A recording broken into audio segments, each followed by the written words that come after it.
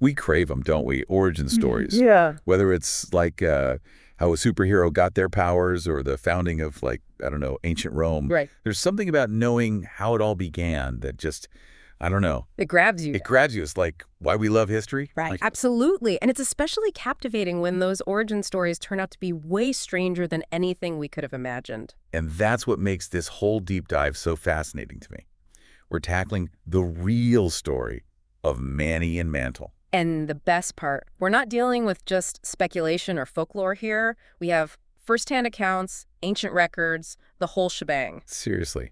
I was blown away by the research you sent over. Some of those details about, like, the ancient traditions. Yeah. Wild. Oh, yeah, definitely some eye-opening stuff. But for those just tuning in, let's set the stage first. We're talking roughly 300 BCE. Okay.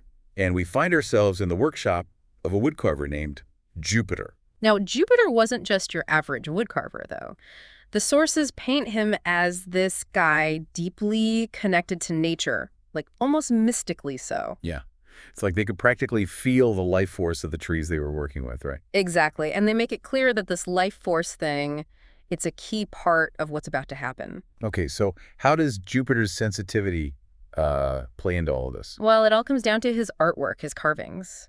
The sources suggest that Jupiter wasn't just shaping wood, he was imbuing it with that life force he was so attuned to. Like each piece he created had a spark of something more. Spark of, well, you know what's coming, right? Oh, I do. Get ready for some seriously intense cosmic energy. This is where things go from 0 to 60. Brace yourselves, folks, because we're talking about life lightning. And it sounds like we're making this up, right? But the ancient texts, they're very specific. Life lightning is a kind of raw, creative energy. It's almost like the spark plug for, well, life itself. And get this, it was controlled by these beings called, wait for it, Chiron and Thrak. Chiron and Thrak. I love these names. Who are they again? What, like space wizards? You know, cosmic gardeners is closer than you might think. Cosmic gardeners. Okay, now you got to elaborate on that. Picture this. These beings are responsible for, like, seeding life across the cosmos. Planets, stars, the whole shebang. They're working on a massive scale. Okay, that's a little bigger than my tomato plants at home. Just a tad. Now, imagine these two, Chiron and Thrak, right?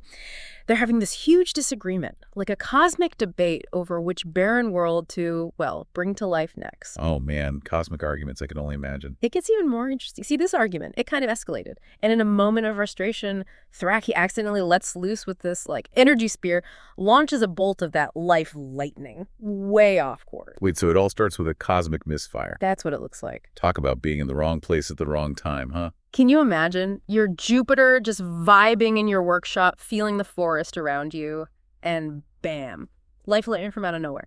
Yeah, what happened? Did Jupiter hit the deck? Did he suddenly get super speed? Well, Jupiter seemed to be made of pretty stern stuff.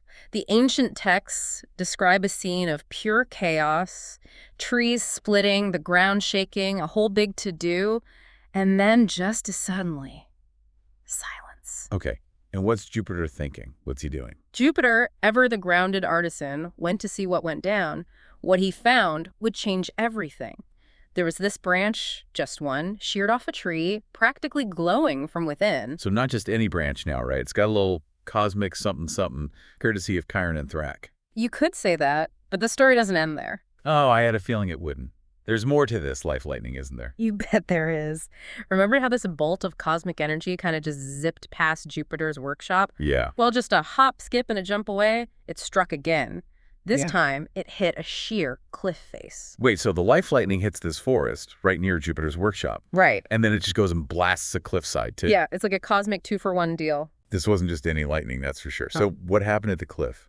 Did it, like, start glowing, too? Did it crumble? Well, the texts describe a rock slide, a huge one, like an avalanche of stone. But then from that chaos, Okay, you're really setting this up. get this, the rocks, they didn't just tumble down randomly. They shifted. They arranged themselves, almost as if something was guiding them. Okay, I gotta ask, did they, like, form a giant stone owl? Because that's what I'm picturing, a giant stone owl. Not an owl, no, but you're close with the whole forming thing.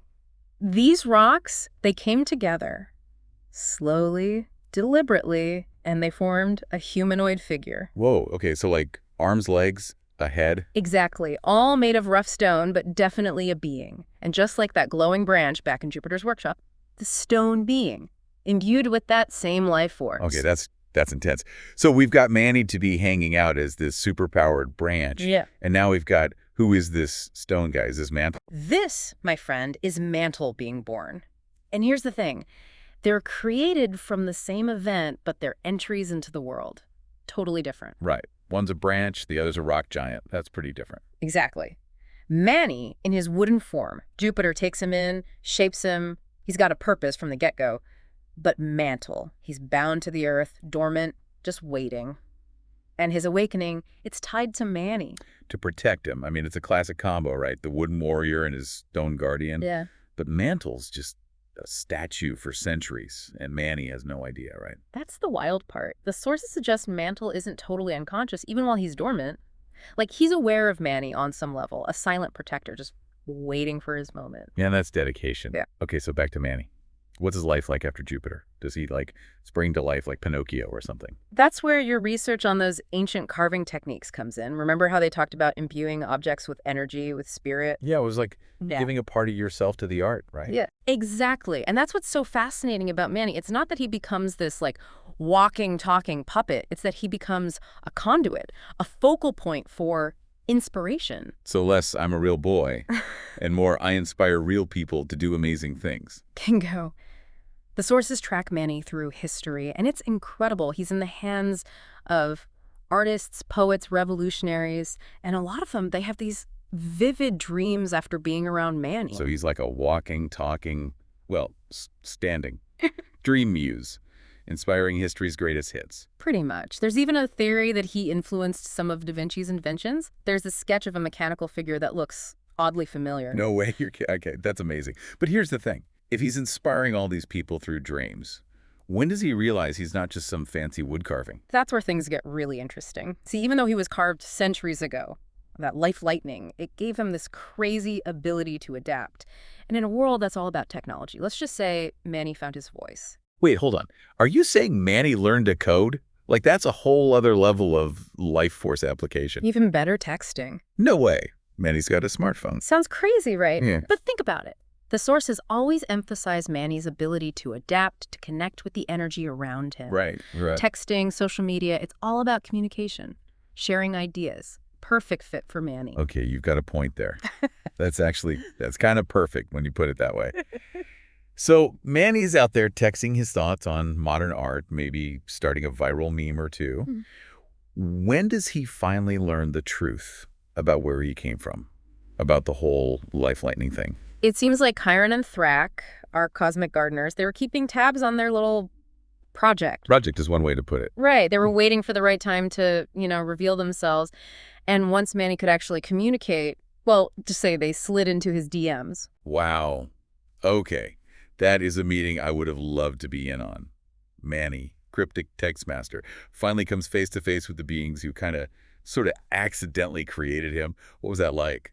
The ancient texts, they're a little vague on the specifics, but they describe this vivid dream, a meeting of minds across time and space. I can only imagine. Think about it. You've been around for centuries, watching humanity, inspiring them, but you don't even know your own story. Yeah.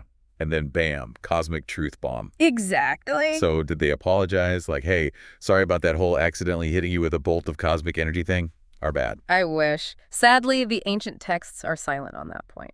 Oh, man. What we do know is this. The revelation wasn't about shame or regret or anything like that. It was just truth. Manny's existence, however accidental, it had a purpose. Right. And that purpose is tied to mantle. Did they all meet in this cosmic dream space? Was there an introduction? No, that's a great question. And unfortunately, we just don't know. But imagine that first meeting. A being of wood, a being of stone, forged from the same energy, brought together after centuries. It's an incredible image. But we're getting a little sidetracked. Before we go down that rabbit hole, we've got some listener questions. Lots to unpack. Hit me. Okay. First up, this one's for Manny. How did learning about your origin, about mantle, change how you felt about your very long life? It makes you think about identity, doesn't it? Going from thinking you're one of a kind to realizing you're part of something much bigger. It's like finding out you have a long-lost sibling, but on a cosmic scale. Exactly. Okay, next question is for mantle. Do you remember your own creation? What's it like, being bound to the earth, waiting? The texts talk about Mantle having this deep connection to the earth, a different sense of time than we experience. It's likely that, for him, time isn't linear, more like a tapestry of moments all connected to Manny. Wow, that's beautiful and kind of makes my brain hurt. Okay, last question, and it's a big one. If you could ask Karn and Thrak one question, what would it be? Oh, that's a good one. Really makes you think. What about you? You know, after all this, I think I'd want to know more about the life lightning itself. What is it about this energy that makes it able to create life? Is it purely scientific, or is there something more to it, something magical? Now, that's a question that takes us to the very edge of understanding, right? Where science meets, well, something else Hey, entirely. that's the point, right? Yeah. The universe is full of mysteries, full of unexpected beginnings and connections that we may never fully understand. Absolutely. And just like Manny and Mantle, we're all part of this big, messy, interconnected, uh, well, everything, shaped by forces we might never fully get. It's humbling, isn't it? And exciting. It reminds us that there's always something new to discover, something incredible to learn. As long as we keep asking questions. Exactly. Well, on that note, this has been an incredible deep dive. It has. Until next time, keep exploring those origin stories, folks. You never know what you might find.